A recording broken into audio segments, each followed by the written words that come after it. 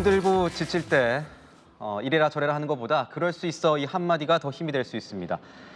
노래로 그리고 글로 사람들을 위로하는 가수 양희은 씨 모셨습니다.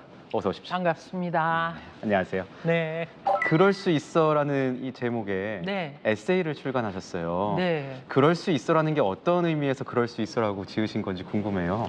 그러니까 뭐 왜 나한테 도대체 무슨 억하심정으로 그럴 수 있는 거야? 막 이럴 때 그 입장 거꾸로 역지사지로 생각해 보면 뭐 그 사람도 역시 살려는 거니까 그럴 수 있다. 그렇게 보고 나면 알면은 이해하게 되고 이해하면 또 좋아하고 좋아하면 결국엔 사랑하게 되는 것처럼 그럴 수 있어. 제가 늘 후배한테 말버릇으로 잘하던 말이라 네. 그래서 그게 책 제목이 됐어요. 글을 읽다 보니까 힌트를 좀 주시는 것 같아요. 힘을 빼라. 아, 예. 제가 자전거를 옛날에 배웠거든요. 네. 근데 선생님 레슨하는 첫날이 넘어지는 법부터 배우자. 그리고 쓸데없는 힘을 빼라. 자기 발등을 보지 말고 멀리 보아라. 그래서 제가 어머 저거는 인생 노트네 진짜. 그런 의미에서 뭐 산다는 것도 사실 힘 빼는 게 중요한 것 같고 쓸데없는 힘을 빼고 멀리 본다는 게 얼마나 중요해요. 그 말이 더 의미 있게 다가오는 건 아마 선생님의 어떤 뭐 굴곡진 삶이라고 할까요? 그런 것들을 청중이라던가 이 보고 있는 독자들이 알고 있기 때문에 더 말의 힘으로 다가오는 게 아닐까 싶어요. 사람들은 20대가 저의 전성시대라 그러지만 저는 등록금이 없어서 2번 휴학하고 나중에는 재입학을 할 정도로 힘들었고 8년에 걸쳐서 대학을 마쳤거든요. 그러니까 역시 나의 그 지난한 20대에 공감하는 젊은 사람들이 아마 제 책에도 반응을 하는 거 아닌가 뭐 이런 생각을 하는 거죠. 뭐 난소암 때문에 굉장히 힘드셨는데 네네. 시한부 석 달 시한부라 그랬죠. 그때 난소암 말기. 의사 선생님이 저를 붙잡고 막 우셨어요. 제 노래를 좋아하셨대요, 선생님이. 석 달 시한부라 그래도 저는 그 당시에 나이 30. 진짜 이제 좀 살아보려고 하는데 이게 웬일 하는 생각도 있었지만 가만 생각해 보면 제가 살고 싶다고 사라지는 것도 아니고 제가 죽고 싶다고 죽어지는 것도 아니고 그런 생각을 하게 되면서 이렇게 그때도 그냥 살면 살고 죽으면 죽지 뭐 이런 생각을 했던 것 같아요. 좀 별나죠? 항암을 안 했어요. 항암을 안 하세요? 예, 그래서 굉장히 야단 맞았어요. 그 의사 선생님이 연예인협회에 전화를 해서 제 전화번호를 알아가지고 야단치면서 전화를 하셨어요.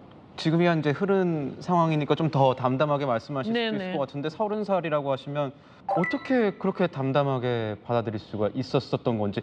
어머님이 하여튼 뭐 암을 치료하기 위해서 별의별 수단 뭐 항암, 생식, 무슨 무염식 그런 걸 열심히 공부하셔갖고 저를 어떻게든 살리려고 애를 쓰셨는데 그렇게 무염식으로 먹다가 너무 기운이 없고 그러다가 어느 날 어머니가 장에 가신 날 제가 냉장고를 열고 오이지, 멸치볶음 막 이런 걸 꺼내 먹고 나니까 갑자기 눈이 딱 뜨면서 기운이 부쩍 나는 거예요. 그래서는 엄마 나 이제부터 보통 사람 먹듯이 먹을 거야. 오히려 너무 틀에 안 가둬놓고 네. 좀 편하게 맞아요. 자유롭게 생각하고 이런 게 더 도움이 되셨던 거군요. 그런 것 같아요. 음. 돌아보면. 건강 프로도 하나 맡으셔서 하신다고 들었는데. 사실 병이라는 게 습관이 만들기도 네. 하거든요. 진짜 우리들 50대에서 70대까지 느끼는 건강상의 여러 가지 궁금한 점을 풀어내는 그런 프로그램이라 해서 28 청춘이라는 프로그램이 생긴답니다. 요즘에 음악 작업도 후배들이랑 많이 하세요? 어떠세요? 네, 하고 있습니다. 뭐 바로 얼마 전에 성시경하고 같이 자 오늘은이라는 큰 콘서트가 있었어요. 네. 거기에 이제 같이 했고 그리고 요즘엔 또 엑소 첸하고 지난 5월 달에 그렇죠. 가장 최근 작업이 첸하구의 나의 꽃, 너의 빛. 어느새 다가온 기적처럼 꽃 한 송이 피어나기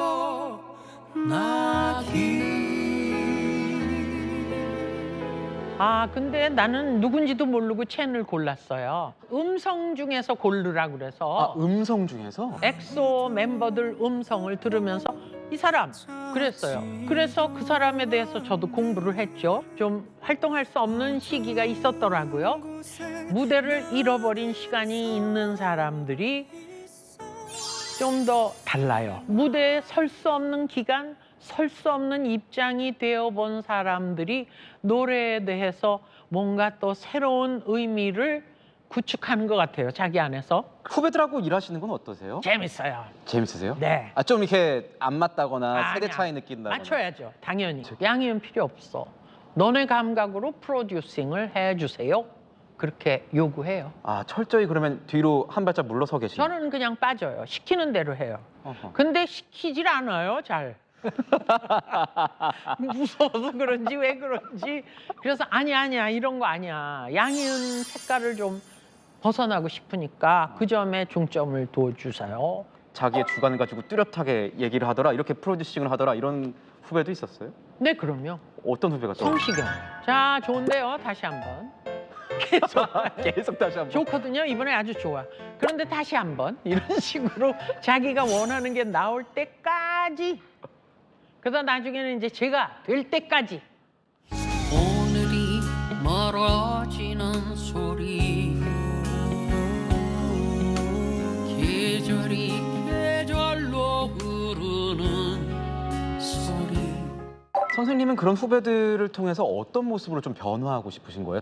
70년대의 노래 가지고 추억을 팔아먹지 않는 모습. 왜냐하면 나도 변화를 원하기 때문에. 변화를 원하는. 네, 나스럽다, 양이은답다라는 거를 그대로 유지하면 좀 너무 진부할 수도 있으니까. 수많은 명곡 중에서 음. 양희은을 대표하는 한 곡이라면 이거다 어떤 거 뽑으시겠어요? 제가 좋아하는 노래는 백구예요. 백구. 그거는 우리 집에서 기르던 개인데 가사를 우리 막내 동생이 학교에 왜 전시되는 글짓기 있잖아요. 네. 그걸로 뽑혔는데 그 당시 김민기 씨가 보고 노래를 만들어줬어요. 제가 그 노래를 좋아하는 이유는 어린 날의 우리 집 풍광이 그대로 담겨 있기 때문에 그 어린 날의 그림이 그려져서 좋아요. 김민기 씨의 노래가 너무 좋아서 그렇죠. 찢어진 악보를 다시 이어붙여서 불렀다. 네, 맞아요. 이거는 어떤 내용이에요? 김민기 선배가 그 보이스카우트 선배가 미국으로 이민을 가게 돼서 그때 환송회를 해주면서 이제 이렇게 노래도 하고 연주도 하고 했는데 제가 그 악보를 저 노래 배우고 싶다 그랬더니 우리 동기들이 아까 김민기가 저기다 그 악보 찢어버리던데 그래서 제가 기다렸다가 청소 아주머니 계실 때 그거 얻어갖고 집에 와서 그 노래를 연습했죠. 연습했던 네. 곡명이 기억나세요? 아침 이슬이죠. 아침 이슬. 네. 그게 그 끝부분이 너무 좋더라고요. 서러움 모두 버리고 나 이제 가노라 하는데 우리 집이 그때 굉장히 이제 기울기 시작했거든요. 엄마의 빚보증으로 맨날 빚을 받으러 오는 사람들이 어린 우리들만 지키고 있는 집에 왔어요. 그래서 서러움 모두 버리고 나 이제 가노라가 너무 좋더라고. 나도 언젠가 저 넓은 데로 허이허이 가고 싶다라는 생각. 그래서 그 노래에 반했어요. 선생님의 노래를 듣다 보면 이 선생님의 노래 정말 선생님의 인생이 담겨 있는 것 같아요. 내 가슴을 지나가지 않는 노랫말은 안 불러요. 아무리 좋고 이거는 대박감이야 불러라 그래도 안 불렀어요 사실. 그게 내 마음에 어떤 공명이 있어야 부르는 거예요. 울림이 있어야죠. 신간 에세이의 4장에 실린 글의 제목을 저도 오늘 되게 감명 깊게 봤고 저희 제작진도 좀 뽑아봤는데 자기 자신을 용납하고 사랑하기가 어려운 사람들에게 이렇게 쓰셨더라고요. 네, 저 같은 경우에는 정말 휴일날 새벽에 대중탕에 가는 거 좋아해요. 마음의 때까지 다 씻기는 것 같은 그런 아주 상쾌함. 그런 걸로 덮어 씌우는 거죠. 그런 작은 일들이 쌓이다 보면 내가 나를 좀 함부로 한다든지 뭐 끔찍하게 위하지 않는 그런 마음을 좀 감싸줄 수 있는 거 아닌가. 그걸 큰 일로 덮으려고 그럴 필요 없어요. 아주 작은 거. 네, 노래로 글로 위안을 주신 가수 양희은 씨였습니다. 고맙습니다.